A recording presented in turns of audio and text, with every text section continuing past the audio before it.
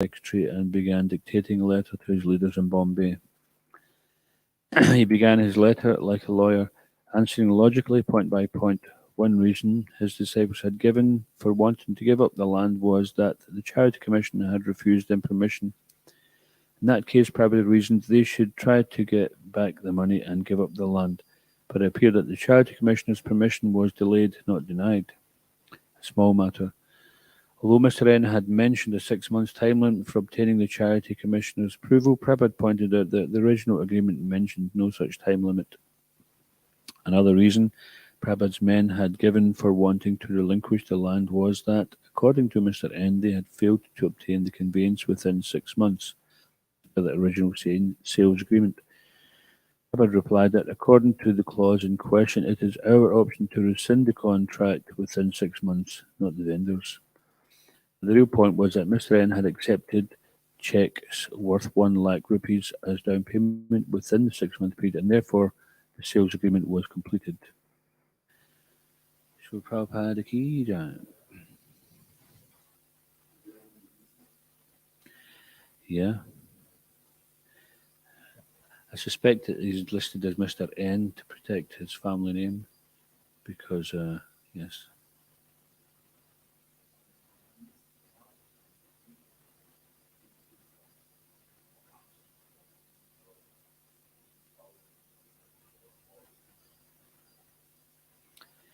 Basically, it was he took the money from the devotees, and then he wanted to take the land back as well. So he was playing some treacherous, shortchanging the devotees.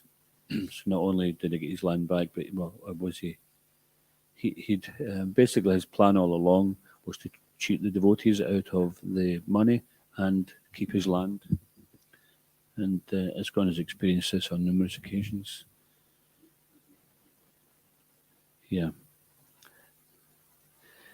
But as Prabhupada said in his own words, I'm a Calcutta boy, so he wasn't to be fooled very easily. Prabhupada was very streetwise, which is a very important qualification when you're having to manage tricky situations. Srila Prabhupada ki jai.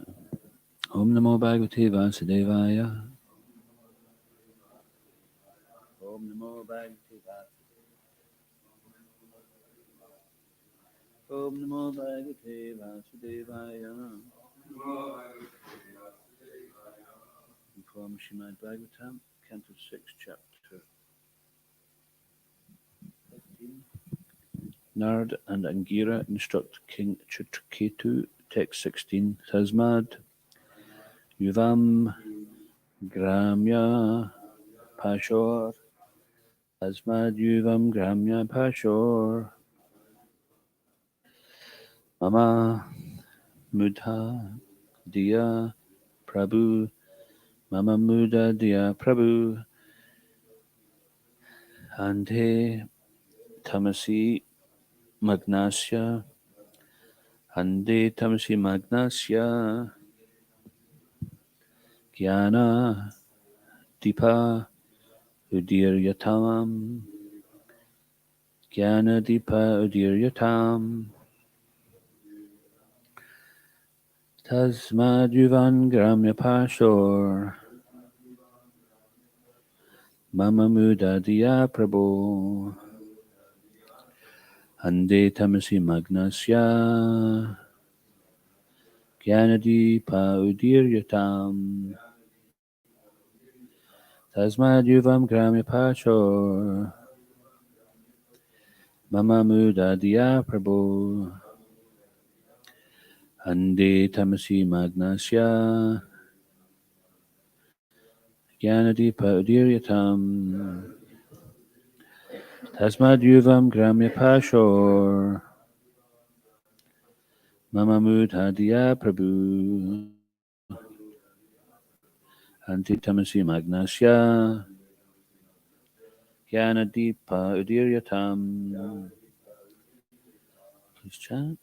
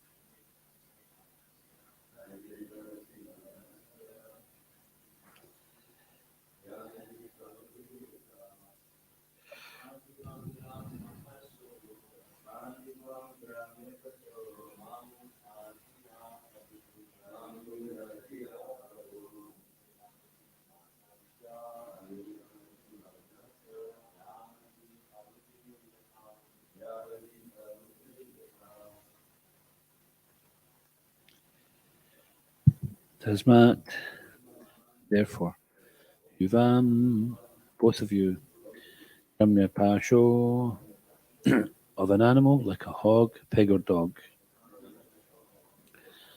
Mama, me, Mudhadiya, I'm very foolish due to having no spiritual knowledge. Prabhu, O my two lords, Ande and blind, Tamasi, darkness, Magnasya, of one who is absorbed, Jnanadeepa, the torchlight of knowledge, Udir Yatam, let it be ignited. Translation, because you are great personalities, you can give me real knowledge. I am as foolish as a village animal, like a pig or dog, because I am merged in the darkness of ignorance. Therefore, please ignite the torch of knowledge to save me. Please repeat, because you are great personalities, you can give me real knowledge. I am as foolish as a village animal, like a pig or dog, because I am merged in the darkness of ignorance. Therefore, please ignite the torch of knowledge to save me. Srila Prabhupada's purport. This is the way to receive knowledge. One must submit oneself at the lotus feet of great personalities who can actually deliver transcendental knowledge. It is therefore said, Tasmad Gurum Prapajita Jigyasu She Uttamam. One who is inquisitive to understand the highest goal and benefit of life must approach a bona fide spiritual master and surrender unto him. Only one who is actually eager to receive knowledge to eradicate the darkness of ignorance is eligible to approach a guru or spiritual master. The guru should not be approached for material benefits. One should not approach a guru just to cure some disease or receive some miraculous benefit. That is not the way to approach the guru. Tad Viganartam. One should approach the guru to understand the transcendental science of spiritual life. Unfortunately, in this age of Kali, there are many bogus gurus who display magic to their disciples, and many foolish disciples want to see such magic for material benefits. These disciples are not interested in pursuing spiritual life to save themselves from the darkness of ignorance. It is said, Om again Tamarandasya Gyananjana Salakaya Chakra Unmutamyana Tasmashi Gurave Namaha.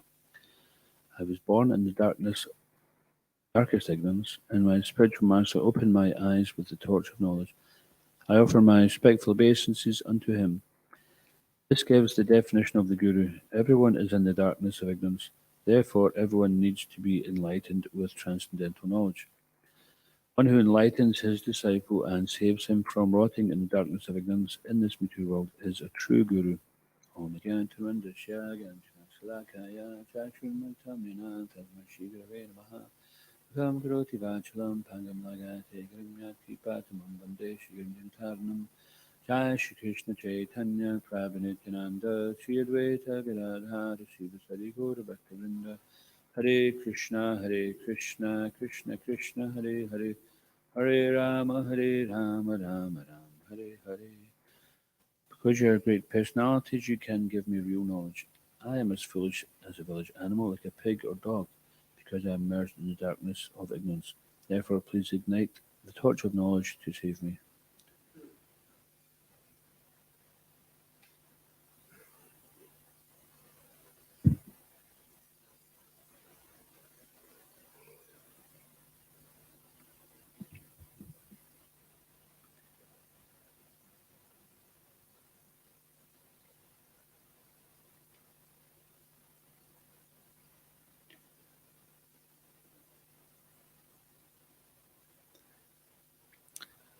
So just as in Bhagavad Gita 2.7 we have this verse, Karpanya dosho pahata svabhava pachamitam dharma samidacheta yashri shyan nishampuitan me shashasteham shadimam tvam prapanam.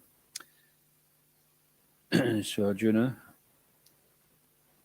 at this point, approaches Krishna, who up until this point had they'd seen each other as friends, who related in that way.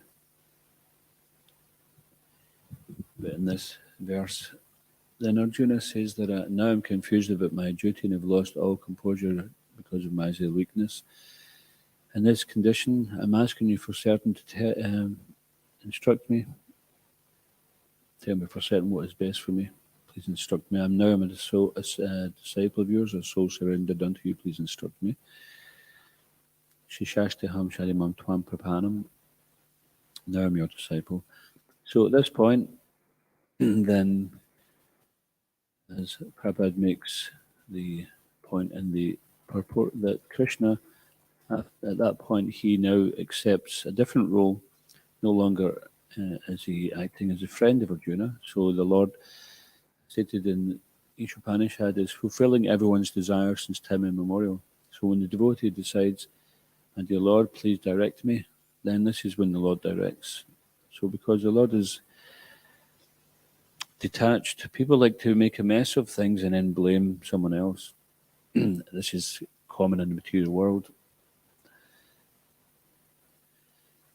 And particularly, they like to blame God, because if God is behind everything, then they blame God.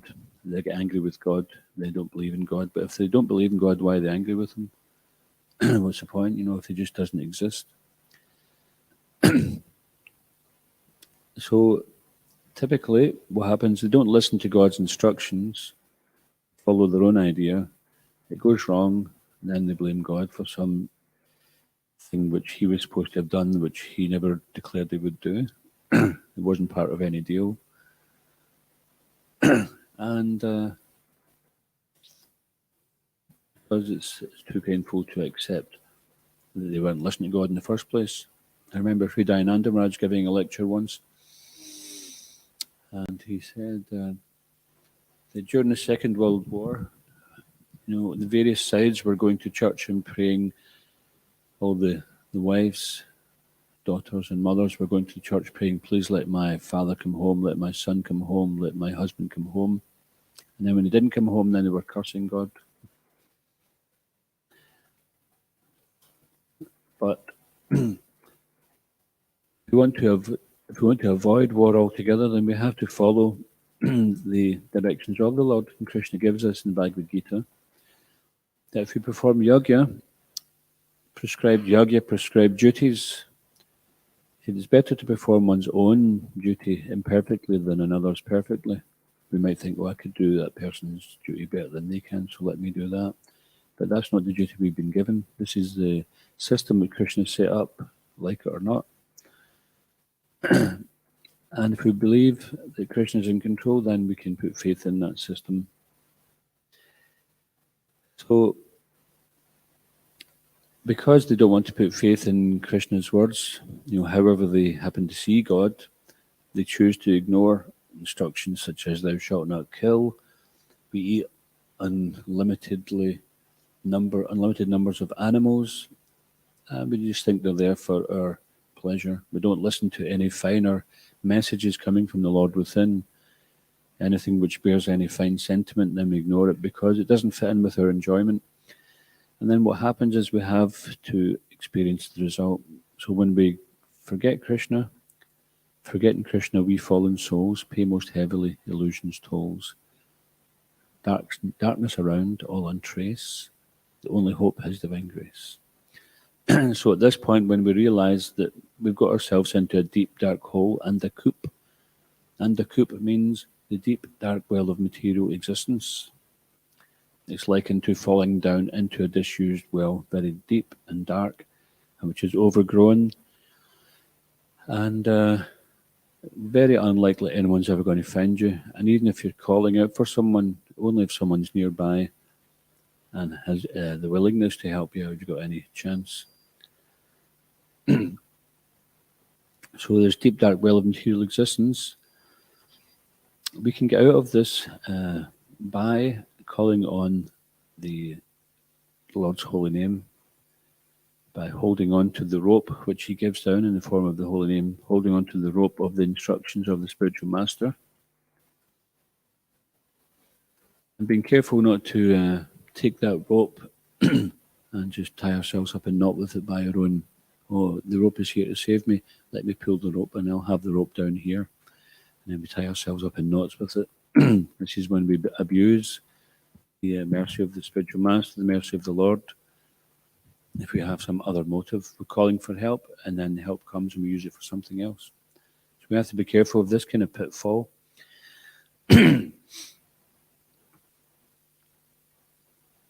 So at this point, when Arjuna surrenders, then Krishna is personally there to direct him. And similarly for all the souls, when they've come to the point when we have exhausted our possibilities for enjoyment or even sanity in this material world, then we turn to the Lord. Or we, even if we don't know who God is, or if there is a God, then we may pray, if there's a God, please give me some guidance, give me a sign.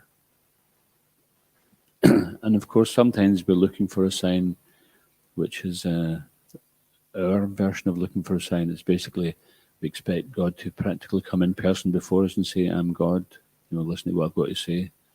But if Krishna appeared before, most people would even recognize. We see in history also then, like Lord Jesus Christ, he came as a Messiah to give a message to help the people, but many of them didn't accept. We see also with Lord Chaitanya, the Supreme Lord himself, then not everyone accepted him as God, even Krishna. And with Srila Prabhupada, not everybody accepted, although he spoke to many people, not everybody accepted the message he gave. So this first point in the purport here is eagerness. Well, one must submit oneself at the Lord's feet, who can actually deliver. So the first point is showing that this is how we receive transcendental knowledge. First of all, there must be submission. So what's that verse in Bhagavad Gita 4:34? Tadvadi pariprashnena sevaya vipadikshante te gyanam gyanena tadvadashna. Anybody not know that verse? Hands up. That's the first verse to learn. If you've learned any before that, that's okay. But this is one of the first verses that we learn, because it's so important to understand what we're looking for. We know we're looking for some transcendental knowledge. We know we're looking for some relief from this material world, some escape. And this is the way to receive that knowledge. So just try to learn the truth by approaching a spiritual master. So first of all, we have to approach a spiritual master. It's not like the spiritual master has to find us, or we pray to Krishna, and then the spiritual master somehow or another is going to come looking for us. Although due to great mercy that Srila Prabhupada, he came looking, when he came to the West, he didn't get an invitation to say, we're looking for a spiritual master over here in New York City. Could you come over? He says, he understood the mercy of the Lord. This is also given in Bhagavad Gita, that sometimes, because the devotee knows the message of the Lord, even though the Lord says, don't risk this asat sangha, and he knows the will of the Lord, so he undertakes all sorts of difficulties and takes risks to preach the message of the Lord. In this way, he becomes very dear to the Lord. And even if there's some mistakes there, then the Lord carries what they lack and preserves what they have. So approaching a spiritual master is generally the way we do it. We have understood in ourselves that there's a need for this. We, through our own endeavours, haven't created an auspicious life for ourselves. Srila Prabhupada also mentioned that to one devotee. Says, don't forget, I'm your good fortune. If we forget that, then our bad fortune will come back to us. There's so many cases where the people become too full of themselves, and they forget, where's the good fortune coming from. And Prabhupada often mentioned that, well, not often, occasionally actually, what didn't happen that often. But there was one devotee was saying something separate from Srila Prabhupada, and he says now he's become too intelligent. He thinks he knows better than spiritual master. He says this is a Mayavadi philosophy, that the person uses the ladder to get up on the roof, and then when you get on the roof, they think, I'm up on the roof now, I don't need the ladder, they kick it away. So this is impersonalistic mentality, that the person was in the darkness of ignorance, and they use the ladder to elevate. Then once they get elevated, they look down upon the person who gave them the ladder, and they kick it away, we don't need that any longer. So this is the impersonalistic, hard-hearted type of attitude of the Mayavadis. So we should be careful we don't fall into that trap. Just because we wear tilak and chant Hare Krishna, it doesn't mean to say we don't have Mayavadi tendencies. So this is something we have to be careful of. And Prabhupada said that when the devotee asked him, you keep preaching against the Mayavadis, who are they? We don't see any. And they're thinking they're going to see somebody with very deep red lungi and the type of tilak, 3 horizontal stripes going across there with ekadanda. And we're thinking, unless we see that, it's not a Mayavadi. But it's a philosophy. It's not necessarily the garb. So therefore this is pitfall to watch out for. So approaching the spiritual master, that's the first thing. And then submission. Just try to learn the truth by approaching the spiritual master. Inquire from him submissively. So the submissive inquiry is there. And when the submissive inquiry, even there's an example of someone made a submissive inquiry to a bogus spiritual master, but it paid off. There was one, you can't say competitor of Srila Prabhupada because there's no competition, just like you would say there's no competition to Srimad Bhagavatam or Bhagavad Gita. It's not someone can write something to compete with it. It's not possible. But as Prabhupada mentions in the purport, there are many bogus gurus who are presenting themselves as in knowledge. And what they're doing is they're simply doing some cheap tricks and getting some cheap following. And everybody who's involved in this, they're in collusion. They're just thick as thieves. And they're ignoring the real message which is coming from within. The Lord is trying to urge the living entity. But we just take some cheap, temporary, limited gain. So anyway, this person approached, I can't remember the name of the so-called guru, and he was following their teachings, but he wasn't satisfied. And he says, can you give me the real teachings of Bhagavad Gita? He says, well, if you want the real teachings of Bhagavad Gita, go to A.C. Bhaktivedanta Swami. He can teach you. So he was honest enough to do it. So there was an occasion where the person was actually sincere, and Krishna reciprocated by even this bogus guru telling him which way to go. And if one is sincere within the heart, then Krishna, Brahmanda Ramade Konya Bhagavana Jeev, Guru Krishna Prasadi Pai Bhaktilata Bij. Krishna within the heart, he's within the heart of all the living entities and innumerable living entities wandering around the universe, even universes. And he's, when they make some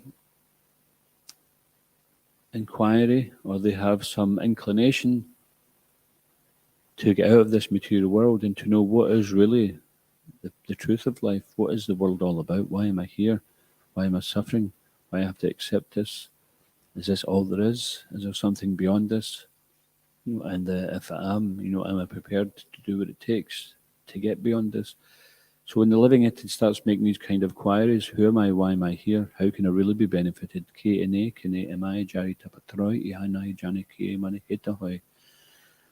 This is Sanatana Goswami inquired from Lord Chaitanya.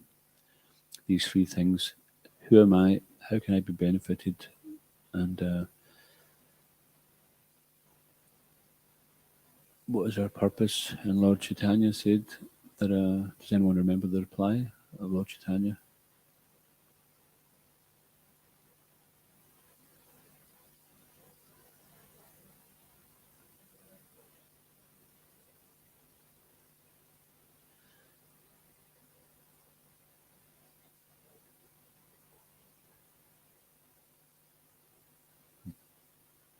Yeah, was that the same answer you were going to give?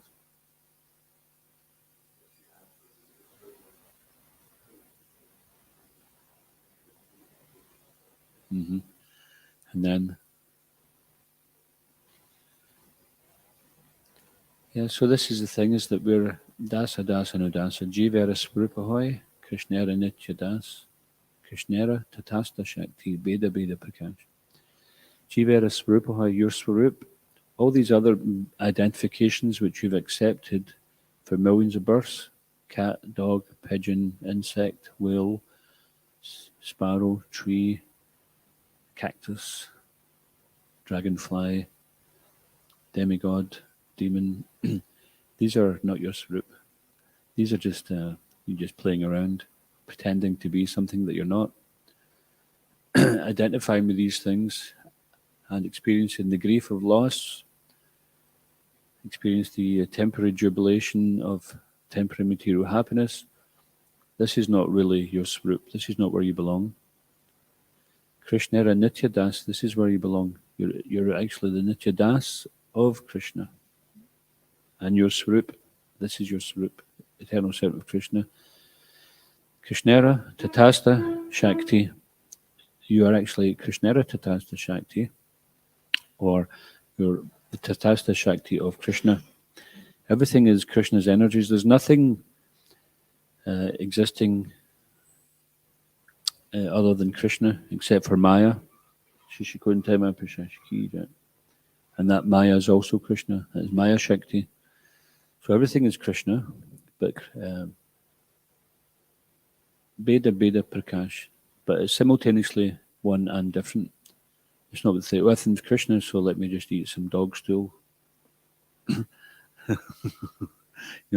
Sometimes people use this philosophy. It's everything's Krishna, so everything's mine. It's all one. We can just take whatever we like. It doesn't matter if I'm Krishna conscious or if I go to the pub.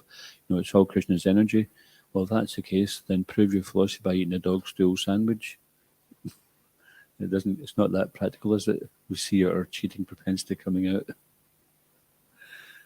You try to open a restaurant in Glasgow called Beda Beda Prakash, in brackets, Mayavadi interpretation, and try and sell some of these sandwiches. Okay, just fooling around there. But the point is that we are simultaneously one with Krishna and different from. We're non-different from Krishna. We're part and parcel. It's Maya to think, I can't go back to Godhead. I'm not good enough. No, that is our heritage. We belong there. We are part and parcel of Krishna. This is where we belong. This is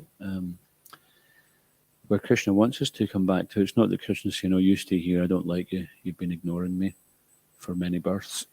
Stay and suffer for a bit longer until I'm satisfied. It's not like that. Krishna's not spiteful. But by our choices, then we end up in darkness or in light. And the mercy of the spiritual master is that he can shed that light so that we can see what we are and what we're not, and what we should identify with and what we shouldn't. Asat Sangha Tyag.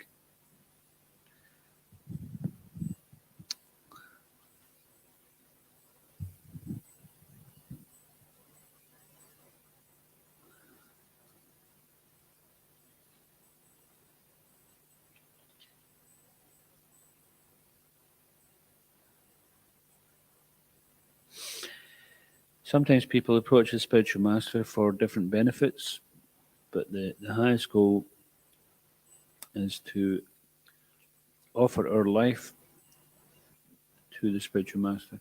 Sometimes people, they get credit for, giving like a big check to the temple, or they donate a car or something like that. But what is the best thing we can give? We give our life to Krishna, which is the best thing we can give. Give our time. People in the material world, they say time is money. So time is more valuable than money then. And we're giving that time to Krishna. This is no small thing. And Krishna sees that. Krishna is very grateful to that.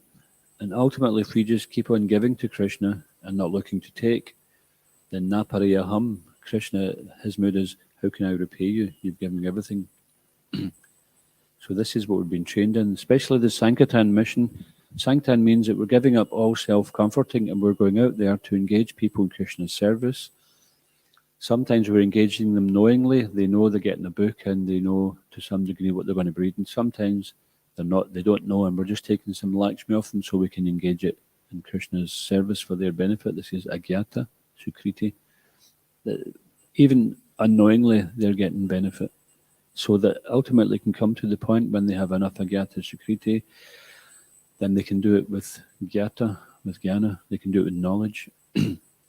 Just like sometimes we do these kirtan programs, and because some people have some kind of issue with chanting Hare Krishna, there's sometimes a little stigma in people's mind about chanting Hare Krishna because of whatever they've perceived it to be in the past. So sometimes we'll start off very tactfully by chanting Hari Om, Om Namo Bhagavate Vasudevaya, Shri Ram Jai Ram, and these are all bona fide mantras.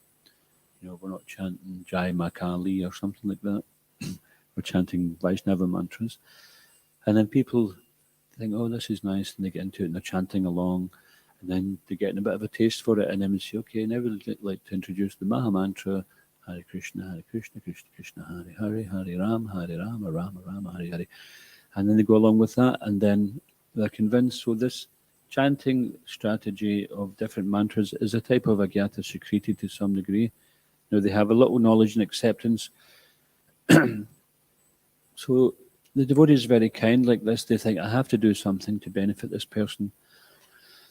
Engaging in the Sankirtan mission of the Lord is such a valuable service. It develops compassion, because sometimes we are out there and we're not feeling too good about being out there. Either we're in anxiety, or we're physically not feeling too good, or people are maybe not treating us the way we'd like to be treated. But aside from that, when people do engage, then we do feel something, we do taste something, we're happy to see that. And even if they engage in the smallest way possible, then we try to give that some value, because we know this could be the very small thing which gives them another opportunity in the next life to come back again and engage in devotional service yet again. So in this way, it's we can develop compassion, because we can see that no matter how small engagement, even sometimes they try to insult us by giving us a penny. Oh, you're such beggars here. Let me give you this nice shiny penny, as if that shiny penny is actually worth more than the dirty one next to it, or the stinky tenner in their purse. And but that's okay. We just accept it. We have to be humble. It's like this is not an example to follow, by the way. But there was one devotee many years ago. I say many years ago because he's not here any longer. And someone, if they give him something in Sankirtan, if it was like a small donation, he'd look at it in the palm of his hand and look at them and say, "Is that it?" So that's so we don't just look at it and go. Phew. And there was one devotee who he didn't take coins; he only took notes. He says, "Oh, if you want to give coins, go and see that one." It's true. Because he didn't like counting up coins at the end of the day. And he did very well for some time, but then he's not doing anything. So these are tactics, and they all did very good service, to help bring Kruna Bhavan here where it is today. And we should be grateful for their service, because without that we wouldn't be here laughing at it. Yeah, it was. And this is the thing, when you go out on Sankirtan, then this is where you get the life from. It's the Vidya Vadu Jivanam, it's the life of all transcendental knowledge. The study that we're doing, and praying, the hearing, etc., all comes to life because we have to take shelter in these situations. We always have to take shelter because padam yadvi padam, there's danger at every step. But particularly when we're on the front line preaching, we have to keep that point of the spear very sharp. And therefore our hearing and chanting we become eager, because we're like, I know I'm going out in Sankirtan, so I need to actually fix my mind today so that I'm in good shape. If we just, I'm not going out in Sankirtan ever again, hearing, not hearing, doesn't really matter, I'll just trundle on with I know what my routine is here, then it can become meaningless. That which is full of meaning becomes meaningless if we don't give it proper attention and care. So taking a little risk for Krishna, then that creates some eagerness to hear, and that's eagerness to get the knowledge from the spiritual master, from the Shastra, from the other devotees. And nobody is an island. Even the materialists say that no man is an island. So especially in spiritual life, we are not an island. We're all dependent on each other. From the youngest to the oldest devotee, we're all dependent on each other to go forward in a unified way to spread Krishna consciousness. And when we're not, then this is when Maya gets in and tries to drive a wedge between the devotees.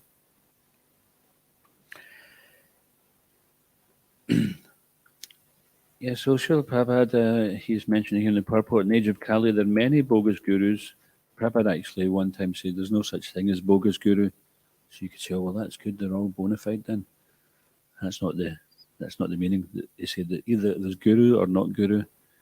Guru means guru. It doesn't mean like you can get a genuine guru. It's just like it's if you get counterfeit money, it's not really money. It has no value. It cannot be used, except for those who are blind who cannot see that it's counterfeit. So those who are blind and who want to remain blind, then they accept such so-called, it's probably called so-called gurus or so-called bogus gurus, because they also want to be cheated. As we see, Srila Prabhupada talks about the society of cheaters and cheated. People want to be cheated, and therefore there's cheaters. And the Prabhupada mentions that those who want to be cheated are even worse than those who are doing the cheating. Why is that? You think, well, the people are cheating innocent people. Surely they're the ones who are the culprits. But why is it the people who are following these cheaters? Why are they even worse?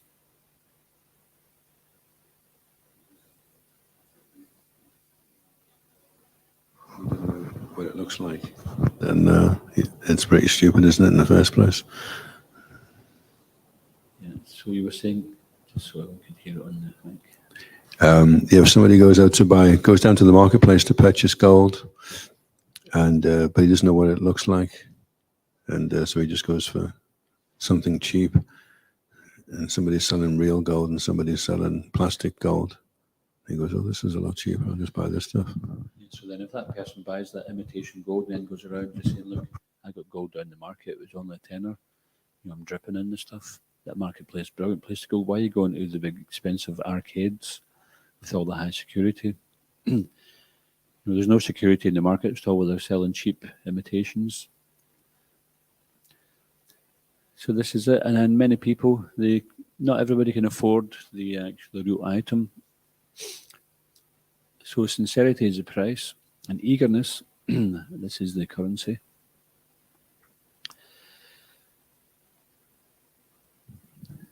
And I've heard it said that, okay, so I'm not very eager, I haven't suffered enough, therefore I have to go back out and suffer until I'm materially exhausted, and then I can come back. So what would you say to that?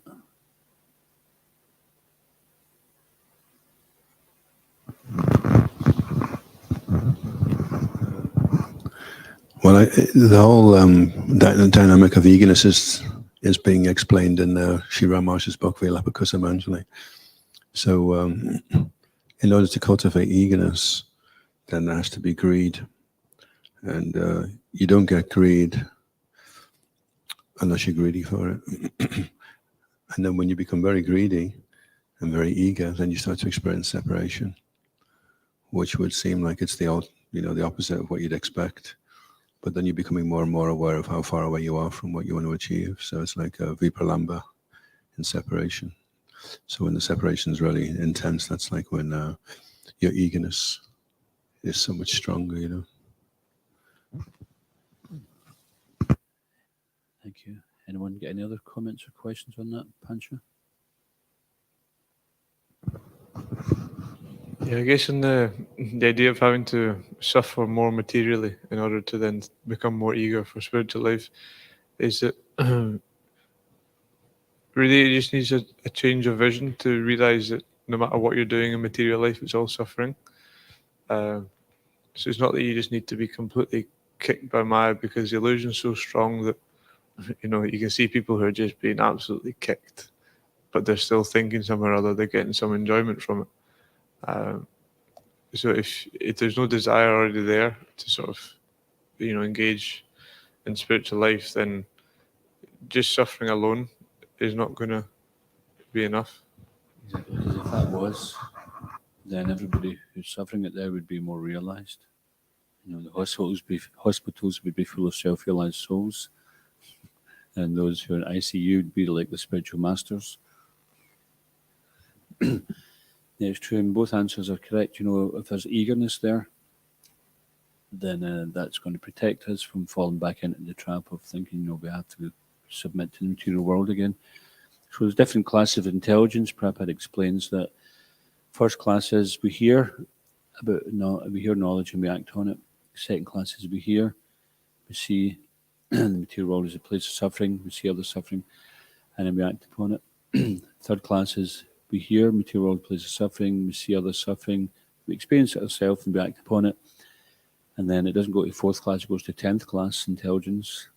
We just write down the snake of the snakes and ladders. We go back down to 10th classes that hear the material world as a place of suffering, see others suffering, we experience it ourselves, and we still don't do anything about it. So in Kali Yuga, because people's memory is very short, then the mind is very good at forgetting that we've suffered. As soon as we're enjoying, we think we forget about suffering. We just want to enjoy. Our enjoyment spirit is so strong that that's all we want to do. And so as soon as we're enjoying, we're in the right place. Nothing else matters. But this is not the vision of a devotee. They have to see beyond that, seeing that the happiness and stress comes and goes. And when happiness has come, then that's also going to pass. And so if we can stay steady in the happiness, then staying steady in distress is actually more likely. We want to be steady in distress because we don't want that. We want to be happy. But when material happiness comes, we become enamored by it, just like Maharaj Chitraketu. They were already miserable because they never had a child. And then when they got it, they were so jubilant. But their happiness was dependent on that child. And then when the child was taken away, then back to misery again. The very source of that happiness is the source of the distress. And this is what goes on in the material world. Our source of happiness becomes a source of distress. And Pip, did you have your hand up? Hare Krishna. Yeah. On this point, I remember it was being discussed earlier on in the canto. It was in chapter 5, Narada Muni cursed by Prajapati Daksha, because Prajapati Daksha was upset with Narada Muni because he thought that because his sons hadn't engaged in material affairs, then they weren't able to renounce. But Prabhupada defeats this by saying that unless one's knowledge is awakened, renunciation cannot take place. For without elevated knowledge, one cannot give up attachment for material enjoyment. So not by engaging in material affairs can we actually come to a point of knowledge. We have to engage in the process of devotional service to come to that platform of knowledge in order to renounce it. Exactly. So this is following on from the rest of that verse 434. Just try to learn truth by approaching the spiritual master, inquire from him submissively, and render service unto him. The self-realized soul can impart knowledge unto you because he's seen the truth. So the rendering of service may mean that we're living in an ashram, may mean that we're living at home with a family. As long as we're rendering service to the spiritual master or the spiritual master's mission that he's involved in or that he started, or whatever that mission is of the Lord, then this is the higher type of renunciation. Simply giving up things. Prabhupada gives a very simple example. You give up everything, go live in the cave or live in the forest, but who's the cave belong to? Who's the forest belong to? And then if too much austerity also can make us hard-hearted because we become proud of our austerities. Therefore, prescribed duty is the whole thing about Bhagavad Gita, performing prescribed duty. And what the spiritual master may give to one person as prescribed duty may not be what he gives to the other. It may even appear completely different. But that's prescribed. It's like the doctor, he sees two patients who appear to be suffering from the same thing, but gives one medicine, one a different medicine, because the symptoms may appear the same, but the cause of it may be something different, or the underlying thing may require different treatment. So this is why the devotee is called the spiritual master, because he's a master. Just like you get so many other master craftsmen, they're very expert. So the spiritual master is expert in Desha Kalapatra, time, place, and candidate, and he engages accordingly. On the in the purport of in Srila Prabhupada's books, then he gives many absolute statements, but also sometimes to individual devotees he would give some personal instruction, because the idea is we're making an absolute statement, we have to come to that, but in order to get to that, there may be different directions given so that each individual can attain the same goal ultimately. And the definition of guru here is that the spiritual master, he enlightens the disciple and saves them from rotting in the darkness of ignorance in this material world. This is a true guru. And this is what Srila Prabhupada did. We've all said this many times, that Prabhupada said these are my miracles. Previously they were doing all these things, but now they're not doing any. But all the other ones who are producing some ashes or gold or apples, they're not saving anyone from birth and death. They can't even save themselves. So this type of bullish guru is described in the Srimad Bhagavatam as taking shelter of the tail of the dog. Does everybody know what that analogy is? Taking shelter of the tail of the dog. So the dog's swimming, and you think, oh, I'm struggling, let me catch on to the dog's tail, and it turns around and bites you. It doesn't help. It makes matters worse. So we're just finishing unless there's any last points to make. Okay, it's going Govinda ki, Srila Prabhupada ki, Grantaraj Srimad Bhagavatam ki, Nitai Gaur Premanande.